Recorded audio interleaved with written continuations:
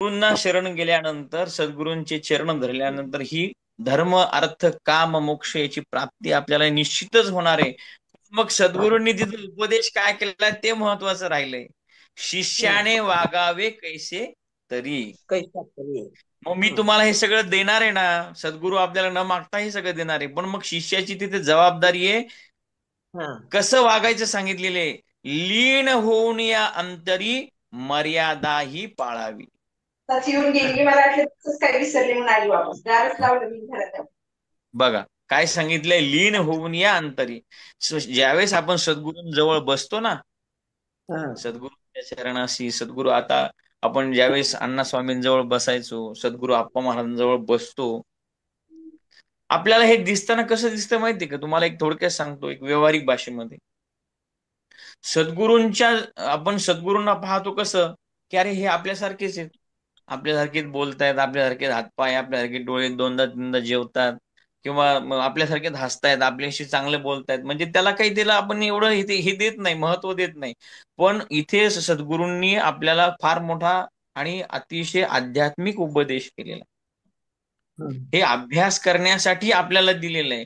लीन होऊन या अंतरी. जरी सद्गुरू आपल्याला आपल्यासारखे दिसतायत, चालते बोलते फिरते आहेत, आपल्या जवळ बसतायत, हसतायत, आपल्या बोलण्याला हे करतायत, पण आपली मर्यादा आपण ही पाळली पाहिजे.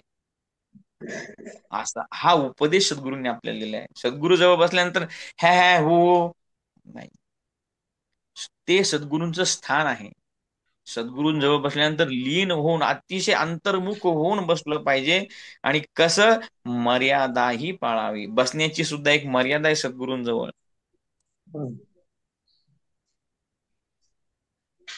कसे बसले, हातपाय वाकडे करून बसले, नाही नाही आता आम्ही काय लहानपणापासून बघतो, मोठ्यापासून बघतो, आम्ही 40 वर्षापासून बघतो, मग कसे पाय पसरून बसायचं, पाय आडी टाकून बसायचं, आणि मग एक हात त्यांच्या आसनावर ठेवून बसायचं. मर्यादा ही पाळावी. बोलण्याची सुद्धा सद्गुरूंसमोर मर्यादा आहे आपल्याला. सद्गुरू आपल्याला कधी काही म्हणणार नाहीये. आपण आपला त्यांनी स्वीकार केलाय, तो हा कसाही असो, मूर्ख असो, बावळट असो, अति हुशार असो, पण आपल्या सद्गुरूंनी आपला स्वीकार केलाय. पण आपलं सुद्धा काहीतरी तिथे कर्म, आपलं सुद्धा तिथं काहीतरी उत्तरदायित्व आहे, की सद्गुरूंपाशी बसल्यानंतर ही मर्यादा ही निश्चित पाळली गेली पाहिजे. तर जर साध्या भाषेत तुम्हाला सांगायचं तर प्रोटोकॉल. जसं आपण एखाद्या मुख्याध्यापकाकडे गेल्यानंतर, किंवा एखाद्या आपण मोठ्या मंत्रीकडे गेल्यानंतर कसं बसतो, नक्की तिथले प्रोटोकॉल पाळले पाहिजे बरं. तिथं तर अगदी आपण किती हुशार आणि किती सिन्सिअरिटी दाखवण्याचा प्रयत्न करतो, अगदी ताट बसणार, अगदी पायाची घडी अगदी तसंच हे बसणार. मग ज्यावेळेस जे खरे प्रोटोकॉल पाळण्याचे जे नियम आहेत, जे तिथं पाळले पाहिजे, तिथं आपण विसरून जातो. का? तिथे मुद्दामून आपण करत नाही, तिथं आपलं प्रेम असतं. तिथं आपण गेलं की अरे ही माझी आई आहे, आईकडे गेल्यावर आपण काही शिस्त पाळतो का? असं नाहीये. पण आई जरी असली तर तिथे ती आपले सद्गुरू आहेत. पहिले आपण ही मर्यादा पाळली की सद्गुरू बरोबर आपल्याला छातीशी धरतात. मग ती खरी माया, ती माऊली, ती सावली. पण आज पहिले आपण काय केलं पाहिजे, ही मर्यादा आपण पाळली पाहिजे.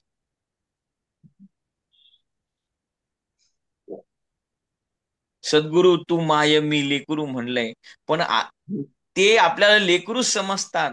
पण इथं आपल्या सद्गुरूंनी आपल्यासाठी काही नियम सांगितलेले आहेत.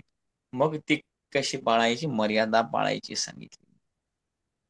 लीन होऊन या अंतरी मर्यादा ही पाळावी. आता मग पुढे काय म्हणलंय अण्णास्वामींनी, मर्यादा म्हणजे काय पाही. बघा आता इथं मर्यादेची सुद्धा व्याख्या त्यांनी सांगितलेली आहे. मर्यादेला फार महत्व आहे. सद्गुरूंच्या तिथे गेल्यानंतर आता अनेक प्रकारचे भक्त आहेत. एक दृष्टांत आठवला आता मी सांगतो. एक शिष्य महाराजांच्या आश्रमामध्ये जातो आणि महाराजांना म्हणतो, महाराज मला काही दिवस इथं सेवा करण्याची इच्छा आहे. आता हौशी गौशी नवशी अनेक प्रकारचे शिष्य आहेत बरं का. 9 प्रकारचे शिष्य सांगितलेले आहेत. आता पुढच्या ज्यावेळेस कधी ह्या मीटिंग मध्ये येईल, त्यावेळेस ती 9 प्रकारचे उल्लेख मी निश्चित सांगेल सगळ्यांना. महाराजांनी 9 प्रकार कोणते कोणत्या प्रकारचे भक्त आहेत त्यांनी पुढच्या याला मी नक्की सांगेल. पण त्याच्यातला हा एक भक्त ऐकून घ्या आता. तर हा भक्त जातो महाराजांना, म्हणतो महाराज मला इथं थोडे दिवस काही सेवा करण्याची इच्छा आहे. तर महाराज म्हणते बाबा ये. खूप आनंद वाटला महाराजांना, अरे वा, याला सेवा करण्याची इच्छा झाली, खूप चांगली गोष्ट आहे. मग आला, राहिला. 1 दिवस होतो, 2 दिवस होता. महाराजांना असं वाटलं की 2 दिवस नवीन आहे, त्याला थोडस समजायला वेळ लागेल. मग महाराजांनी त्याला बोलवलं. ते म्हणे बाबा तुला जर इथं राहायचं असेल तर इथले काही मर्यादा आहेत, काही नियम आहेत, ते तुला पाळावे लागतील किंवा ते तुला आत्मसात करावे लागतील. तर म्हणे ठीक आहे म्हणे महाराज. इथे आल्यानंतर आश्रमात राहायचं असेल तर तुला नामस्मरण करावं लागेल. ज्यावेळेस आरती भजन चालू आहे त्यावेळेस तुला तिथे येऊन बसावं लागेल. ज्यावेळेस उपासना सुरू होती त्यावेळेस तुला येऊन बसावं लागेल. संध्याकाळची आरती आहे, रात्रीची पंचपदी आहे, तुला हे सगळं करावं लागेल तर तुला इथं राहण्यात अर्थ आहे. हे ऐकल्यानंतर जरा तो परेशान झाला. त्याला काय वाटलं, सद्गुरूच्या आश्रमात राहायचं म्हणजे मस्त खाणं पिणं, गप्पा मारणं, झोपणं, पद्धतशीर असं त्याच्या डोक्यामध्ये होतं. पण तो थोडासा डचकला. पण मग म्हणे ठीक आहे म्हणे महाराज, काय हरकत नाही. त्याला वाटलं आता ठीक आहे म्हणलं तर होऊन जातं. मग तो तिथं राहू लागला. मग काय करू लागला तो सेवेमध्ये, जसं आता दुपारची आरतीची वेळ झाली की त्या 1 तास आधी स्तोत्रपाठ सुरू व्हायचे. तिथं स्तोत्रपाठ सुरू व्हायच्या 5 मिनिटं आधी हा आंघोळीला जाऊन बसायचा. 1-1.5 तास येतच नव्हता. आरती झाल्यानंतर जेव्हा महाप्रसादाची वेळ यायची तेव्हा लगे हा पटकन ते गंध पावडर पटकन कपडे घालून की अरे हो आलो आलो आलो आलो, महाप्रसादाची पंक्तीत लगेच बसायचं. संध्याकाळी तसंच. संध्याकाळी 7 वाजता आरती म्हणलं की हा काहीतरी काम काढायचा, इकडे तिकडे जाऊन बसायचा. एक दिवस महाराजांनी त्याला सांगितलं की बरे बाबा, पाऊस पडतोय म्हणे बाहेर, गायी बाहेर बांधलेल्या आहेत, तर त्या गायीला फक्त आतमध्ये गोठ्यामध्ये बांधतो. पाऊस त्यांना लागू लागला, भिजू लागल्यात गायी.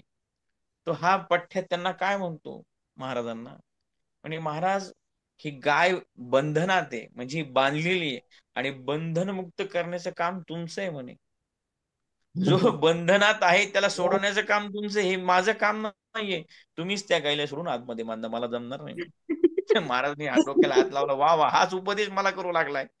गाय तिने सोडली, आतमध्ये बांधली.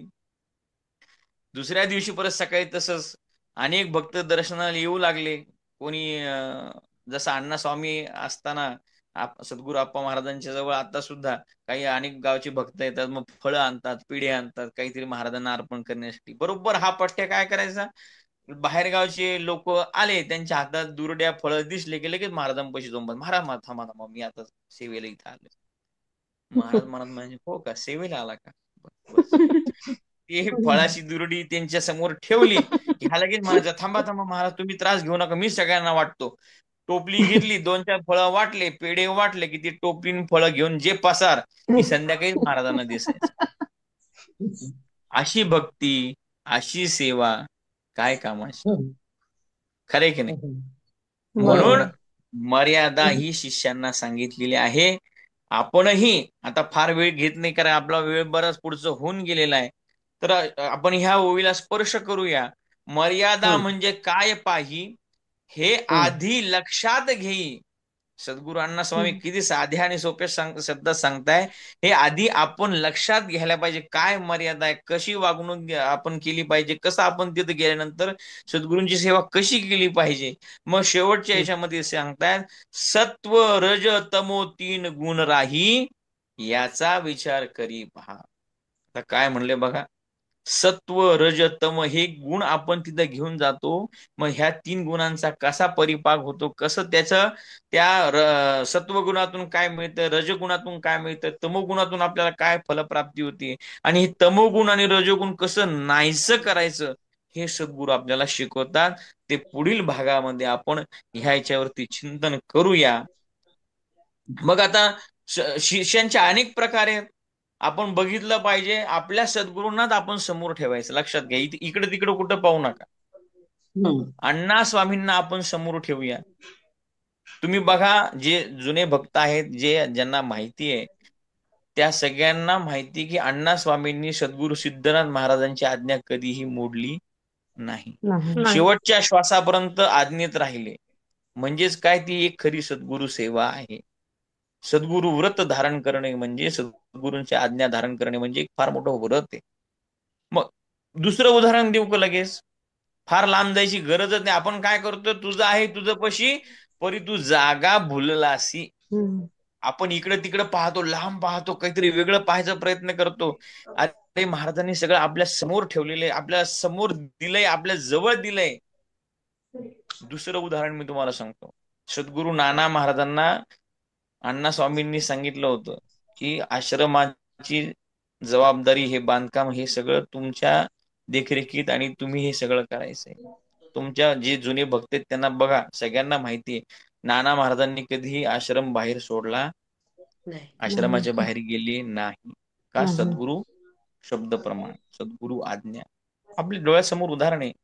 तिसरं उदाहरण सद्गुरू आप्पा महाराज. हे आजही तुम्ही बघताय की सद्गुरूंच्या आज्ञेच्या शिवाय ते काहीही करत नाही. सत्शिष्य कसा असावा, सद्गुरू आप्पा महाराजांना बघितलं तर तुमच्या लक्षात येईल. त्या दृष्टीने बघावं लागतं, अभ्यासपूर्वक त्यांचा त्या दृष्टीने अभ्यासाने आपल्याला बघावं लागतं. सद्गुरू आप्पा महाराज आजही सद्गुरू आज्ञेशिवाय काहीही करत नाही. किती सद्गुरूंची सेवा, किती सद्गुरूंच्या शब्दामध्ये त्यांनी त्यांचं जीवन व्यतीत केलंय. तुम्ही कल्पना करा, सद्गुरू आप्पा महाराज रात्र रात्र दिवस दिवस प्रवास करायचे. अण्णा स्वामींची जी आज्ञा आली, बस ती नाही हा शब्दच नव्हता त्यांच्याकडं.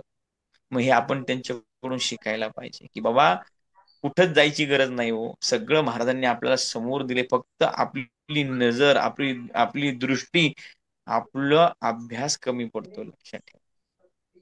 सद्गुरू आप्पा महाराजांचं जर तुम्ही कधी अभ्यासपूर्वक जर कधी चिंतन केलं तर तुमच्या लक्षात येईल की किती, जसं कल्याण स्वामी, तुम्हाला उदाहरण देतो, कल्याण स्वामींनी उडी घे म्हणलं की त्यांनी ती रामदास स्वामींची जी लंगोटी उडाली होती तर ती झेलण्यासाठी त्यांनी डोंगरावर उडी टाकली. त्याचप्रमाणे आप्पा महाराजांनी कित्येक संकटाच्या काळामध्ये सद्गुरू अण्णा स्वामी सांगितलं नाही आप्पा हे झालंच पाहिजे. त्यांनी कधी विचार केला नाही माझं कसं होईल, माझ्या प्रपंचाचं कसं होईल, मला काही अजिबात नाही. त्यांनी मागं पाहिलंच नाही. अण्णा स्वामींनी सांगितलं ते काम झालंच समजायचं. कल्याण स्वामी काय करायचे, समर्थ रामदास स्वामींनी जी आज्ञा दिली ती पालन करायचे. अज्ञान, समर्थांचं दुसरं शिष्य अज्ञान. अशा अनेक उदाहरण आहेत. आपल्याला वेळ कमी आहे, पण हे आपण आपल्या जीवनामध्ये अभ्यास केला पाहिजे. हो, अभ्यासाचे विषय ते. हे आता फक्त 40 मिनिटं घालवायची म्हणून बोलायचं नाहीये मला.